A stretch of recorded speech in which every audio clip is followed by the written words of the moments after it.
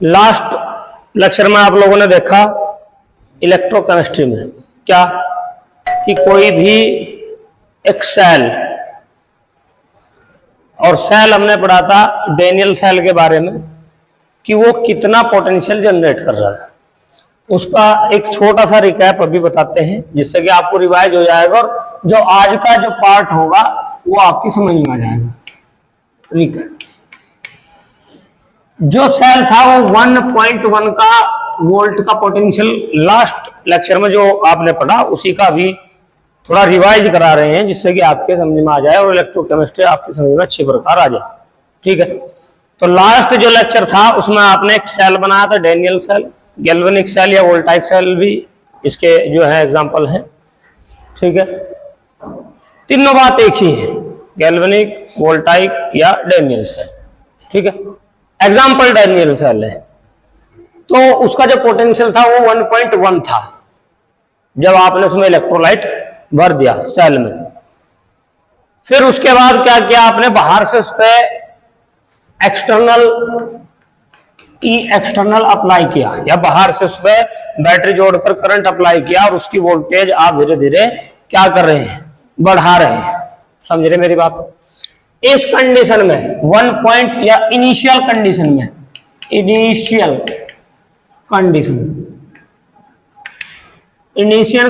में क्या बातें थी कि जो ऑक्सीडेशन हो रहा था और रिडक्शन, इसकी बात कर रहा मैं। जब शुरुआती कंडीशन थी सेल का जो पोटेंशियल था वो 1.1 था, तो एनोड पर ऑक्सीडेशन हो रहा था, कैथोड पर रिडक्शन हो रहा था। कैथोड जो पॉजिटिव था और ये नेगेटिव था। अब ऑक्सीडेशन एनोड पर तो हमेशा ऑक्सीडेशन ही रहेगा, चार्ज बदल सकते हैं। तो जब आपने एक्सटर्नल अप्लाई किया और अप्लाई करने के बाद आप बाहर से करंट अप्लाई कर रहे हैं, उसकी वोल्टेज धीमे धीमे बढ़ा रहे हैं। बात को समझेंगे? उसी के बाद आपकी समझ में जो आज बताने वाला हूं वो तभी समझ में आओगे जब आपको पीछे की बात पता हो। ठीक, तो आपने क्या किया, वोल्टेज को बढ़ाया, तो एक समय आएगा कि वोल्टेज इस 1.1 के इक्वल हो जाएगी जो एक्सटर्नल है। ठीक है, यानी ई एक्सटर्नल इक्वल था 1.1 के। तो जो इस सेल में करंट फ्लो था, जो left to right electron flow कर रहे थे और करंट इस साइड जा रहा था, करंट और इलेक्ट्रॉन फ्लो इस साइड से, वो जब वोल्टेज और आप बढ़ाते हैं और जो ई एक्सटर्नल है वो ग्रेटर देन हो जाता है 1.1 के, तब उसी कंडीशन में एकदम सब सिस्टम इनवर्स हो जाता है। जो चार्ज एनोड पर नेगेटिव था वो पॉजिटिव हो जाता है और जो कैथोड पर पॉजिटिव था वो नेगेटिव हो जाता था। जो करंट इस साइड जा रहे हैं वो करंट इलेक्ट्रॉन इस साइड फ्लो होंगे और करंट इस साइड फ्लो होने लग जाएगा। ठीक है, और जब स्थिति ये थी कि जब वोल्टेज बढ़ाने के बाद ई एक्सटर्नल इक्वल हो गया था किसके, 1.1 के, यहां पे इस स्थिति में कोई भी चार्ज दोनों इलेक्ट्रोडों पे नहीं रहते। ठीक, तो इसे मोटा मोटी मैं ये भी कह सकता हूं कि इनिशियल कंडीशन में जो सेल था वो सेल था इलेक्ट्रोकेमिकल सेल, केमिकल सेल ये था शुरुआत में, क्योंकि केमिकल रिएक्शन से इलेक्ट्रिसिटी जनरेट हो रही थी। लेकिन जब बाहर से आपने वोल्टेज लगा के करंट को फ्लो कर दिया सेल में, तब उस स्थिति में क्या हुआ है, उस पोजीशन में ये इलेक्ट्रोलाइटिक सेल हो गया है।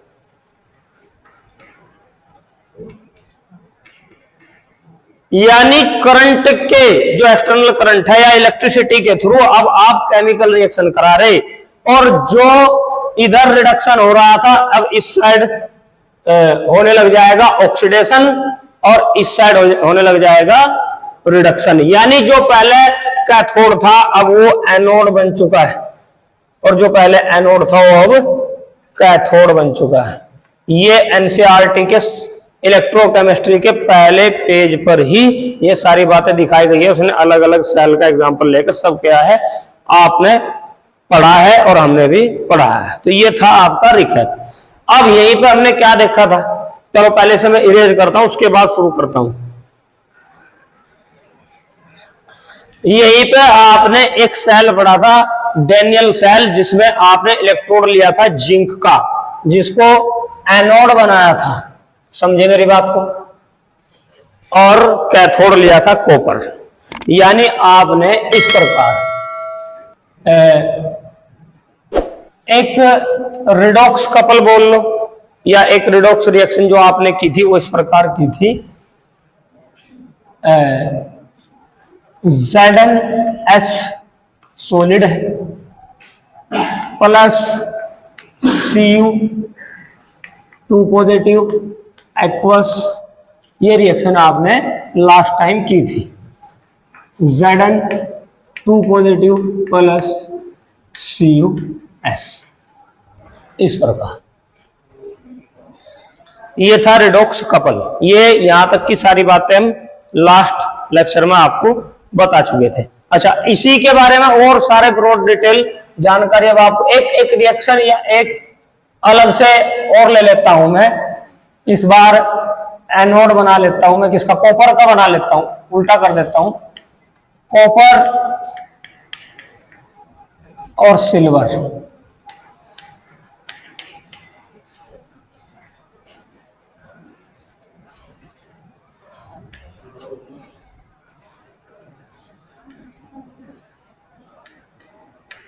टू पॉजिटिव प्लस 2 AgS और AQ, ठीक है। ये अब ये रिएक्शन मैंने कैसे लिखी, क्या हुआ, ये हाफ हाफ रिएक्शन को जब लास्ट लेक्चर में हम बता रहे थे कैसे half reaction, half oxidation reaction, half reduction reaction दोनों करके और उनको दोनों को सम करके ये नेट रिएक्शन निकाली जाती है, ठीक है। अब टेंशन वाली बात कुछ ना लो, ये कैसे रिएक्शन हो रही, कैसे क्या होता है, ये सब अब पता लग जाएगा आपको, ठीक है। तो ये थी बात रिडॉक्स कपल की। रिडॉक्स कपल का नाम वहां पे आया था, रिडॉक्स कपल, ये नाम लास्ट लेक्चर में आपने सुना। अब एक नई टर्म यूज करता हूं, जिन बच्चों की ये समझ में नहीं आ रहा है कैसे हुई वो टेंशन ना लेवे, अभी मैं 2 रिएक्शन करके दिखाऊंगा ऐसी, ठीक है, और सेल के बारे में बताऊंगा। तो एक नई टर्म में लेके आ रहा है यहां पे इलेक्ट्रोड पोटेंशियल।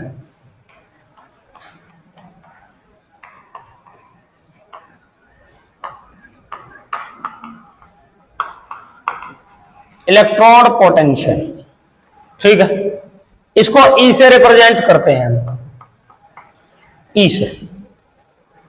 इलेक्ट्रोड पोटेंशियल क्या है भाई, जब किसी भी इलेक्ट्रोड को, ध्यान से सुनिएगा, जब किसी भी इलेक्ट्रोड को जिस मेटल का इलेक्ट्रोड होगा उसी मेटल के साल्ट सॉल्यूशन में आप डुबोते हैं तो मेटल के सरफेस पर एक पोटेंशियल जनरेट होता है जिसको इलेक्ट्रोड पोटेंशियल कहा जाता है। समझ में आ रही मेरी बात? जैसे हमने कल क्या किया था, जिंक इलेक्ट्रोड को जिंक सल्फेट के सॉल्यूशन में डिसोल्व किया था, कॉपर इलेक्ट्रोड को कॉपर सल्फेट के सॉल्यूशन में डिसोल्व किया था। इतना तो क्लियर है, यहां तक तो कोई समस्या नहीं होनी चाहिए आपको। तो इसी प्रकार किसी भी मेटल को यदि उसके ही साल्ट सॉल्यूशन में आप डुबोते हैं तो मेटल के सरफेस पर एक पोटेंशियल जनरेट होता है जिसको इलेक्ट्रोड पोटेंशियल कहा जाता है। क्लियर?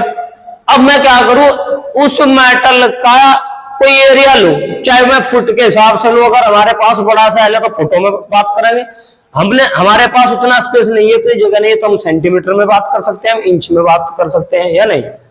तो कोई भी यूनिट आप ले सकते हैं अपनी एक क्षमता के आधार पर, कोई निर्धारित नहीं है कि आप उसको सेंटीमीटर क्यूब की फॉर्म में लेंगे, आप फुट की क्यूब की फॉर्म में ले सकते हैं। यूनिटी लेना है आपने, जितनी आपकी क्षमता है, ये कोई बाउंडेशन नहीं है। अब चूंकि हमारे पास जगह थोड़ी होती है और इक्विपमेंट छोटा होता है तो मैं उसको 1 सेंटीमीटर क्यूब मानता हूं, ठीक है। जो मेटल ली हमने उसको वो सेंटीमीटर क्यूब के अकॉर्डिंग हम माप रहे हैं, और जो हमने उसमें इलेक्ट्रोलाइट भरा, इलेक्ट्रोलाइट क्या, वो ही उसी मेटल का साल्ट सॉल्यूशन। इलेक्ट्रोलाइट क्या होता है वो आपने क्लास 11th में पढ़ के आए, कोई भी ऐसा सॉल्यूशन, कोई भी साल्ट जो डिसोल्व होकर आयन देता हो। जितने ज्यादा आयन देगा तेजी से देगा उतना अच्छा इलेक्ट्रोलाइट, जितना कम देगा उतना वीक इलेक्ट्रोलाइट। समझे बात को? ये हुआ ना। तो इलेक्ट्रोलाइट के कंसंट्रेशन 1 मोलर में मानता हूं, और जो इलेक्ट्रोड डुबोया उसका क्या करें, उस इलेक्ट्रॉन का जो इस इलेक्ट्रोड का जो सरफेस है उसको मैं वही 1 सेंटीमीटर स्क्वायर या क्यूब की फॉर्म में लेता हूं और टेम्परेचर 1 atm में यहां पर रखता हूं, तो सारी चीज यूनिट हो गई। तो इस स्थिति में जो पोटेंशियल जनरेट होगा उसको कहा जाएगा स्टैंडर्ड इलेक्ट्रोड पोटेंशियल। समझेंगे बात को?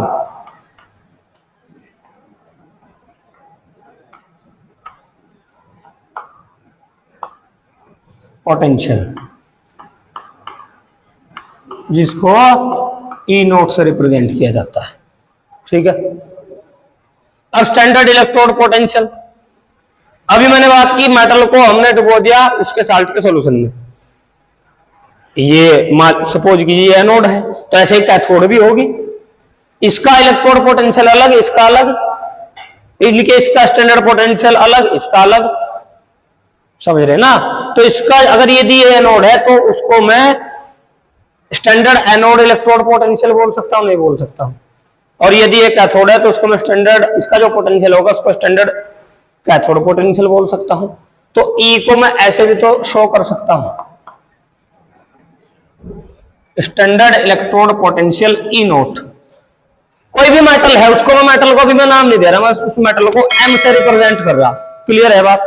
तो एनोड पे आपको पता है क्या होता है, अभी लास्ट लेक्चर में बताया, एनोड पे हमेशा ऑक्सीडेशन ही होगा, ये बात दिमाग में बिठा लियो आप अपने। एनोड पर हमेशा ऑक्सीडेशन ही होगा, भले ही चार्ज बदल जाए। चार्ज बदल सकते हैं, वो कैसे बदलता है, क्या होता है, वो मैंने आपको बता दिया आते, ठीक है।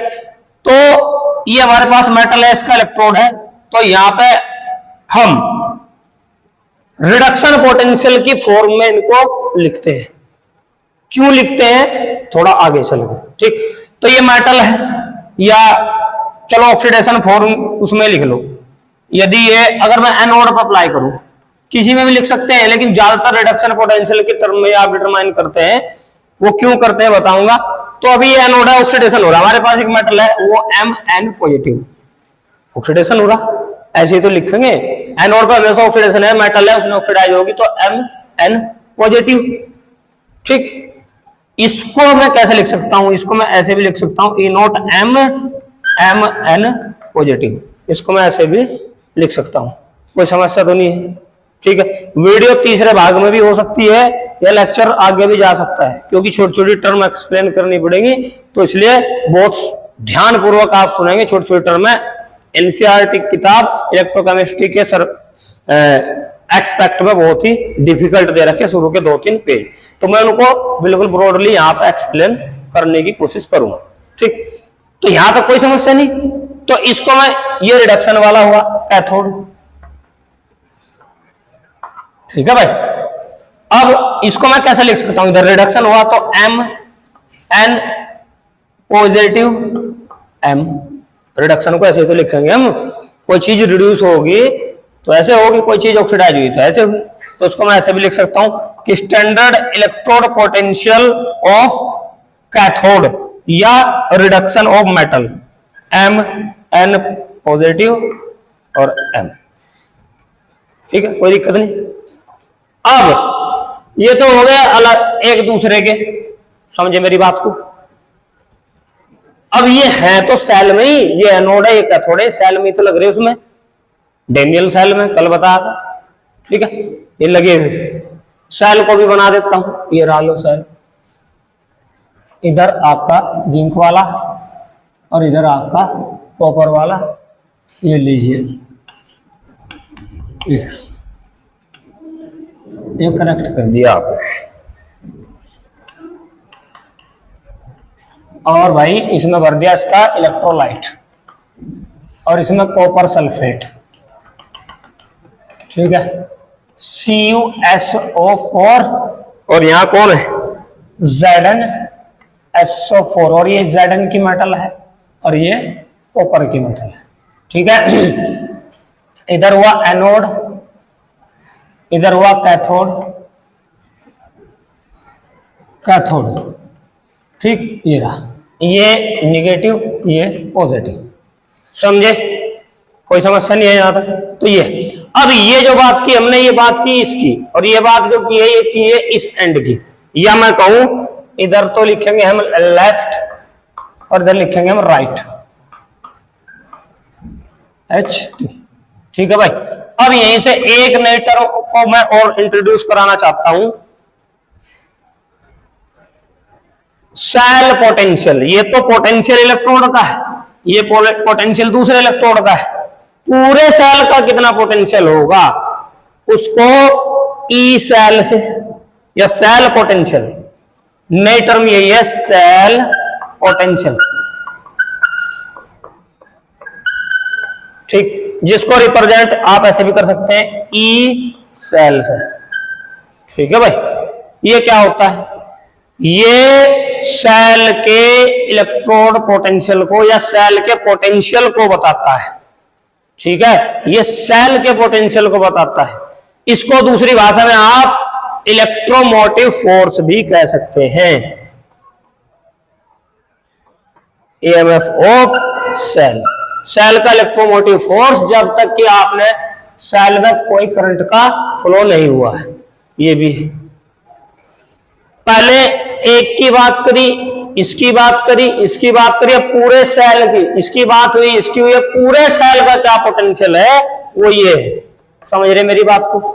अब इसे आप कैसे निकालते हैं? सेल। अब ईएमएफ सेल यानी इलेक्ट्रोमोटिव फोर्स ऑफ सेल या सेल पोटेंशियल, इसको रिप्रेजेंट करते हैं हम ई सेल से। ई सेल, सी है यू और ये डबल एल, ई सेल से रिप्रेजेंट करेंगे। अब ई सेल जो है उसको आप कैसे निकालते हैं? ई सेल को आप निकालते हैं किस टर्म में? Electrode potential. कौन सा? ये वाला, ये वाला। किसका? इसका और इसका, यानी लेफ्ट राइट या राइट लेफ्ट, किसी का भी निकाल सकते हैं।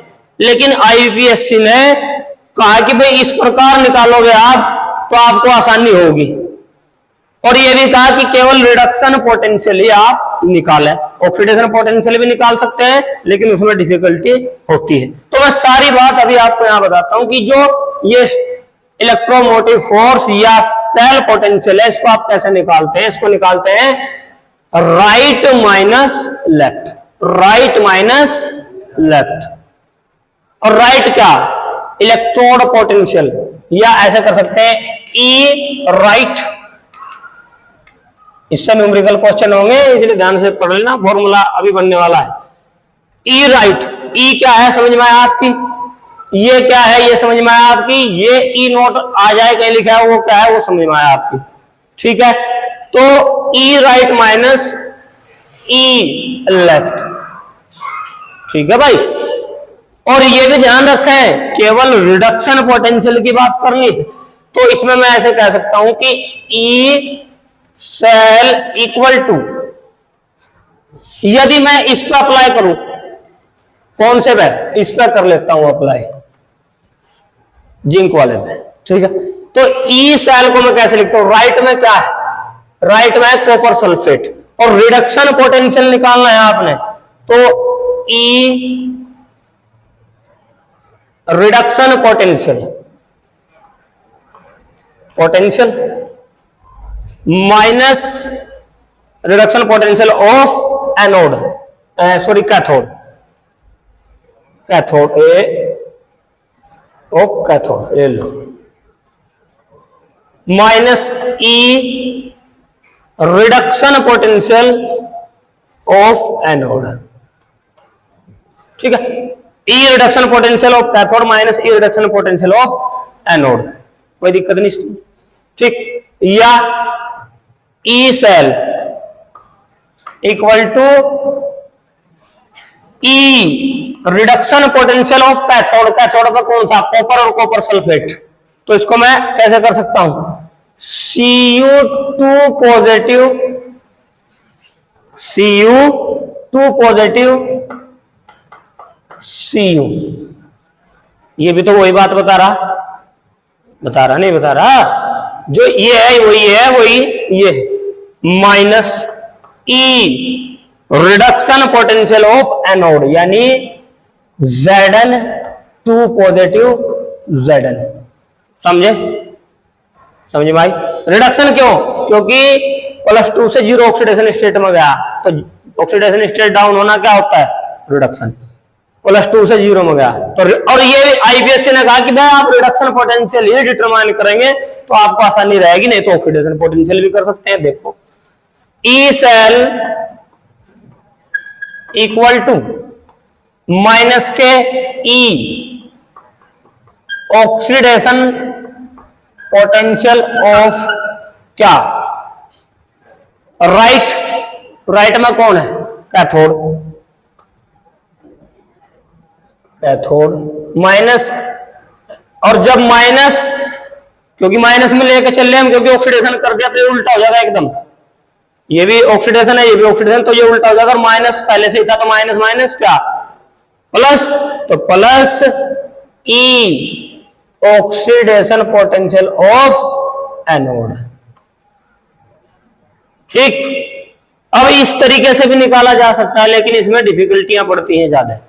तो आईपीएससी ये कहते हैं कि भाई आप रिडक्शन पोटेंशियल की टर्म में ही करो तो आपको आसानी होगी।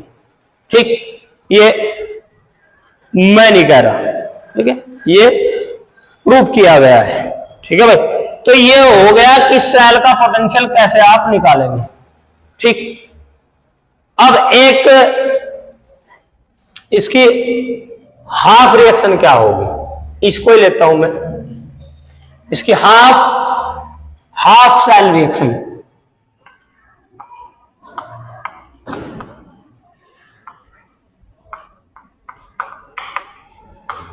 हाफ सेल रिएक्शन, कोई से भी एनोड ले लो या कैथोड ले लो। चलो कैथोड लेता हूं। Half cell reaction of cathode, cathode को लेते हैं। कैथोड पे कौन है? कॉपर और कॉपर सल्फेट। तो कैथोड पे क्या हो रहा है? कैथोड पे होता है क्या? रिडक्शन। समझे? तो हाफ रिएक्शन किस पे? कैथोड पे। तो ये हो जाएगा Cu2 positive plus 2 electron arrow Cus। ये दिखा ए क्यों? ये बताता है कि ये हमारा इलेक्ट्रोलाइट का आयन है, ये reduction. Half cell reaction of anode. Anode पे क्या होता है? ऑक्सीडेशन। यहां था क्या? रिडक्शन। ठीक है भाई, ये क्या हुआ? ऑक्सीडेशन। कैसे? Zn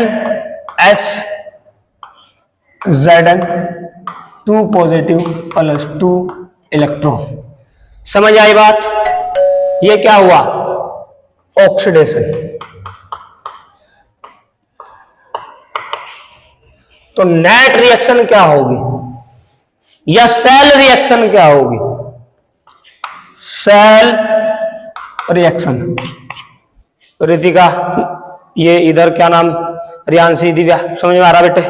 कोई समस्या नहीं, बिल्कुल आसान चल रहा है। इसलिए आज ये काम खत्म होना था, क्योंकि hydrogen, standard hydrogen electrode potential मुझे आज बताना था, लेकिन टाइम ज्यादा लग गया समय। धीमे धीमे एक एक चीज टर्म, एक एक चीज, ये बात आपको बता रहे। कोई बात नहीं, कल का दिन लग जाए, कोई दिक्कत नहीं, लेकिन बात आपकी समझ में आनी चाहिए सारी, क्योंकि बड़ा डिफिकल्ट है एनसीईआरटी के शुरू के 2-3 पेज पढ़ने। पूरा महाभारत उसमें दे रखा है, वो समझ में आएगा तभी इलेक्ट्रोकेमिस्ट्री आगे समझ में आएगी, नहीं नहीं आएगी। तो ध्यान से, अब ये सेल रिएक्शन, ये इस प्रकार सेल हो जाएगी, या सेल रिएक्शन क्या होगी? यहां लिख देता हूं, Zn(S) plus Cu2 positive, electron से इलेक्ट्रॉन आप काट लेंगे। ठीक है भाई, तो ये हो जाएगा। अब एक्वस जो आयनिक कंडीशन में है उसे हम एक्वस लिखते हैं, और एक्वस का मतलब कि वो इस इलेक्ट्रोलाइट की बात कर रहा है, इलेक्ट्रोलाइट जो भर रहा है। आयनाइज ये इलेक्ट्रोलाइट ही तो होता है। आयनाइज कौन होगा? इलेक्ट्रोलाइट, या जो साल्ट सॉल्यूशन ही तो इलेक्ट्रोलाइट है हमारा, तो वो एक्वस कंडीशन में। ठीक, ये बात भी क्लास 10th की है। अब ये हो जाएगा क्या? Zn 2 पॉजिटिव प्लस Cus, और ये हो गया क्यों। समझे मेरी बात। ये लग गया पता सेल रिएक्शन कैसे हुई। वो रिएक्शन आपकी समझ में आई कैसे आई है। तो वो जो रिएक्शन मैंने कहा था वो आगे आपकी समझ में आएगी कैसे होती है। ये रही हुई रिएक्शन, ठीक है, ये होती है। अब इसके बाद हाफ रिएक्शन हो गई, सेल हो गया। अब सेल को रिप्रेजेंट कैसे करेंगे आप, ये भी तो खास बात है। रिप्रेजेंटेशन ऑफ सेल,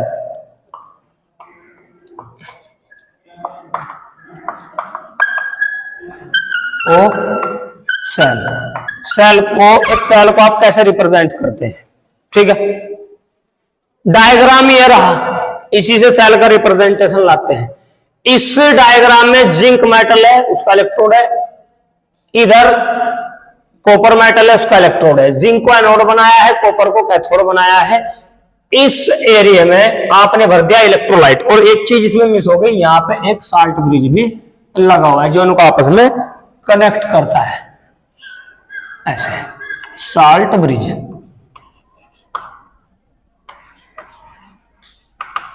ठीक है, साल्ट ब्रिज जो आयनों के संतुलन को बनाए रखता है या इलेक्ट्रॉनिक संतुलन को बनाए रखता है। पोटेशियम ब्रोमाइड वगैरह का ये होता है, ठीक है। आपकी बुक में ये बात नहीं मिलेगी, मगर मैं बता दिया किसका ये होता है। अब सेल रिप्रेजेंटेशन का आप करेंगे, वो डायग्राम यदि आपके समझ में आएगा सेल का रिप्रेजेंटेशन एकदम हो जाएगा। देखो कैसे, इधर क्या लगाया है आपने, जिंक मेटल, ये लो Zn और इसको लिखो S। काहे में डुबोई हुई है, इलेक्ट्रोलाइट में, ठीक। इलेक्ट्रोलाइट अलग चीज है, मेटल अलग चीज है। तो इससे इस प्रकार एक खड़े बार के थ्रू आप रिप्रेजेंट करते हैं। और ये डूबी हुई है किसमें, इसके इलेक्ट्रोलाइट में, यानी Zn2 पॉजिटिव में, वही तो होगा इलेक्ट्रोलाइट में। तो Zn2 पॉजिटिव और ये कर दिया A क्यों, समझे। बीच में कौन है, साल्ट ब्रिज। साल्ट ब्रिज को डबल बार लगा के आप ऐसे रिप्रेजेंट कर सकते हैं, ठीक है। फिर इलेक्ट्रोलाइट भरते हैं दूसरे इलेक्ट्रोड का, कैसे, ये रहा Cu2 पॉजिटिव और फिर बार लगाएंगे आप और Cus, इस प्रकार। कहां पर, ये एक अच्छा सा लगेगा कि भाई ये जो आयन है ये आपस में साल्ट ब्रिज तक कनेक्ट है। जो ये साल्ट ब्रिज हमने डाला, ये देखो ये बीच में साल्ट ब्रिज है, ये किस में डूब रहा, इलेक्ट्रोलाइट में। ये किससे डूब रहा है, इलेक्ट्रोलाइट में। हाँ, अगर मैं इससे कनेक्ट कर दूं फिर आपको पलटना पड़ेगा। आई ना समझे बात।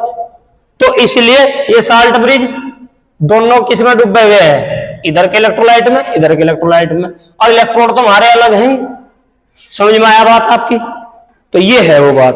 तो इसे ए क्यू में हम लिख देते हैं।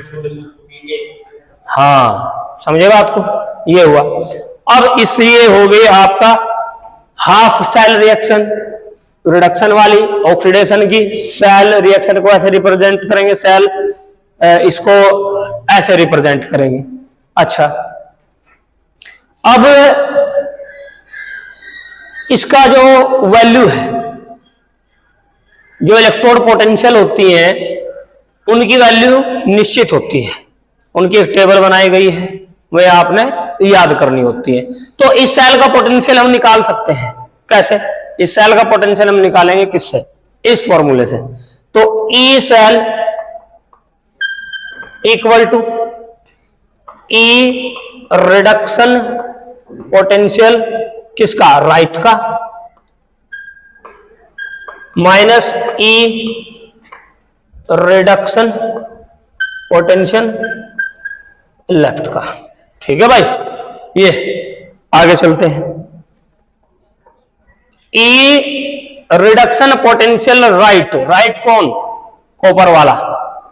तो जो इसका रिडक्शन पोटेंशियल होगा, या मैं इसको ऐसे लिख सकता हूं, E Cu2 positive Cus A Q minus E Zn two positive Zn AQ और S। समझ आई बात? चलो अब इसकी जो वैल्यू है वो निश्चित में निकाली गई है, डिटरमाइन की गई एक्सपेरिमेंट के थ्रू, उनकी पूरी टेबल आपकी बुक में दी गई है। वैल्यू कितनी होगी इसकी वैल्यू दी गई है क्या 0.34 प्लस के।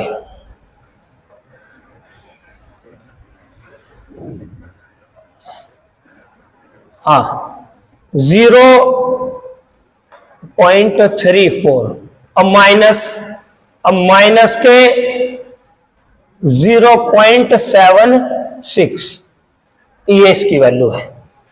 तो जब इन दोनों को आप जोड़ेंगे तो 1.1 के आसपास इसकी वैल्यू आएगी। जोड़ो जरा, ठीक है। 76.34 ये हो गया 10 3 और ये 11 1 2 1 2। समझ आई बात? तो ये है वो डैनियल सेल। इतना सारा ड्रामा डैनियल सेल का है, जो एक प्रकार का गैल्वेनिक या वोल्टाइक सेल ही कहलाता है। समझे बात को? अब यहां पर आपको एक बात समझनी होगी, ये तो हमने पूरे सेल का निकाल दिया, लेकिन यदि किसी एक इलेक्ट्रोड का ही पोटेंशियल आपने निकालना हो तब आप उसके लिए क्या करते हैं, मैं नेक्स्ट लेक्चर के बारे में बता रहा हूं। एक ही इलेक्ट्रोड का पोटेंशियल आपने निकालना हो तो तब आपने क्या करना होगा, आपने कुछ नहीं करना होगा। आप यहां पर यूज करते हैं SHE, इसे अभी दिमाग में बिठा लो, SHE standard hydrogen electrode potential. ठीक, ये क्या है, कैसे होता है,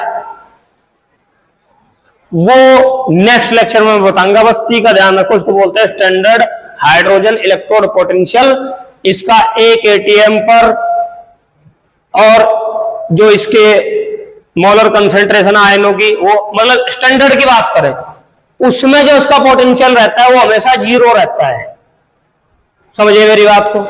चाहे ऑक्सीडेशन पोटेंशियल रख लो, निकाल लो, वो भी 0, रिडक्शन पोटेंशियल निकाल लेंगे वो भी 0। ठीक, तो भाई किसी का यदि मान लिया आपको किसी सेल के एक इलेक्ट्रोड का ही पोटेंशियल निकालना हो तो वहां पर इसको लेकर साथ में तब निकाल सकते हैं लेफ्ट राइट करके, और आपको बताए इसकी वैल्यू कितनी है 0। तो जो बचेगा वो उसी इलेक्ट्रोड का इलेक्ट्रोड पोटेंशियल होगा। अकेले का भी निकाला जा सकता है, किसकी सहायता से, SHE standard hydrogen electrode potential के थ्रू। समझ में आई बात आपको? इसके बारे में जिक्र या इसकी बातें करूंगा मैं नेक्स्ट यानी कल, और ये वाली रिएक्शन रहेगी ये भी कल ही बताऊंगा। ठीक है, और फिर हाइड्रोजन स्टैंडर्ड हाइड्रोजन इलेक्ट्रोड को कैसे बनाएंगे, कैसे इसका रिप्रेजेंटेशन करेंगे, कैसे इसका यूज होगा, वो सब नेक्स्ट लेक्चर में।